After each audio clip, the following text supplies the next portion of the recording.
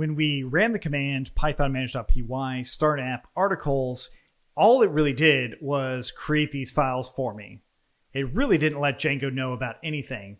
And once we finished saving models.py, Django still doesn't know about these models or this data at all. And so what we need to do is actually adjust for that. Another thing to note is when we first started this project and ran run server, we also saw this red error here, something about unapplied migrations and it won't be proper and all that. So we actually want to solve these two things in just a moment. So let's go ahead and close out the development server. And what I want to open up now is the main settings for Django, or the main configuration for our Django project.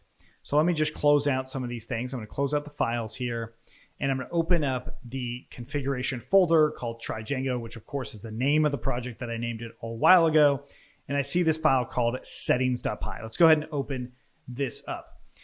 So the first thing to note, we will discuss a lot of this going forward, but first thing to note was this debug thing.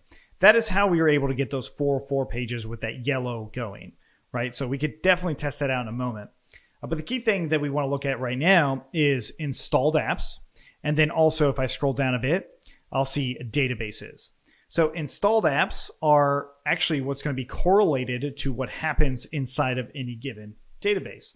And as we see, we already have several in here.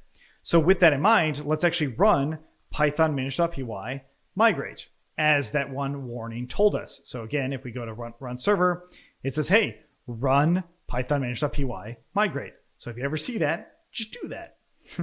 Simple. Python manage.py migrate. Migrate, enter, and what do you know? So it actually did all this applying migration. So it actually is updating and changing our database. But you're like, wait a minute, I didn't actually create a database. I never did anything with the database. Well, something you would have seen happen is db.sqlite3 being created. In fact, if I delete that and run migrations again, it will create it again.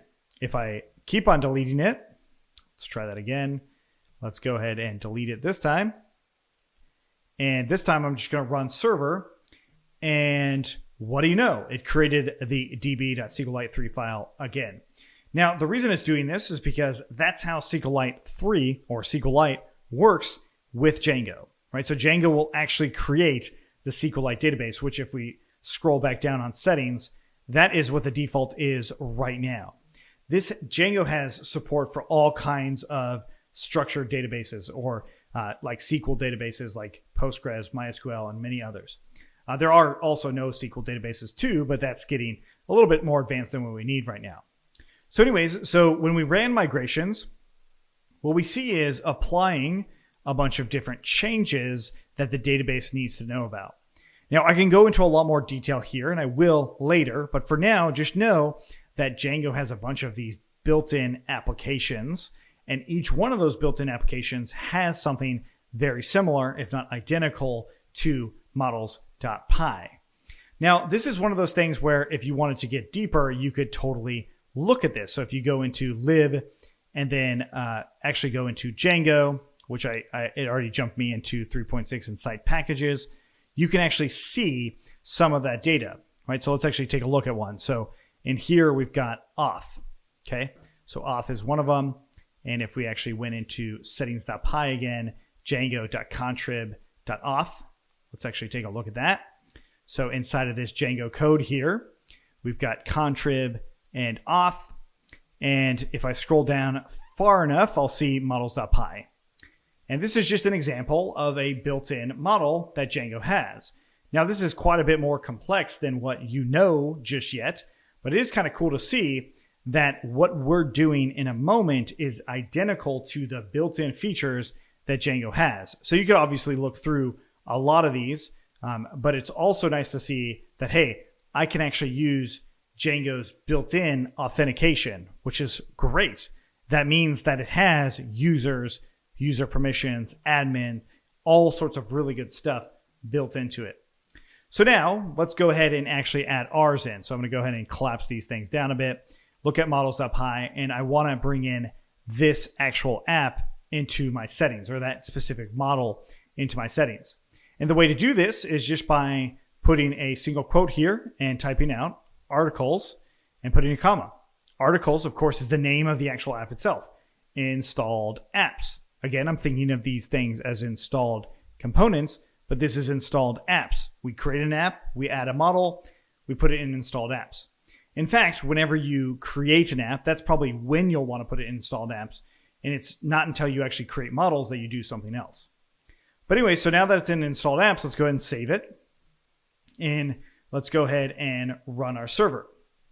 And so nothing seems to have changed, right? I don't have a warning anymore, which is the one positive change, but it doesn't seem to know about models.py yet, or rather article models.py, right? It doesn't know about that. So we need to change that.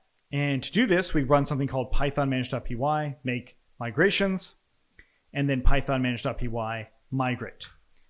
So we are going to do this every single time we change anything in models.py. So in other words, if I comment out content, save it in models.py, what am I going to do? I'm going to run Python manage.py make migrations, and then Python manage.py migrate. So what it did was it automatically removes that column or that field from our database. Or if I wanted to bring it back in, save it, I could run make migrations, and now it's giving me some sort of error here, which I'm going to go ahead and select 1, as in provide a one-off default, and just say nada. We'll come back to that error later, but for now we just did nada, as in nothing in there, and then we run Python manage.py migrate. Cool. So we'll see how this data is actually stored in the database in a little bit, but the idea is we create a model, we make sure the app that the model was created in is inside installed apps, and then we run the amazing commands of Python manage.py make migrations, and then Python manage.py migrate over and over and over again, especially as we build more fields out in the models themselves. So how do we actually see the data that's in here? And how does the database and how does Django know about this data? Well, inside of this migrations folder, we actually get a history of the things that are changing and how the database is changing.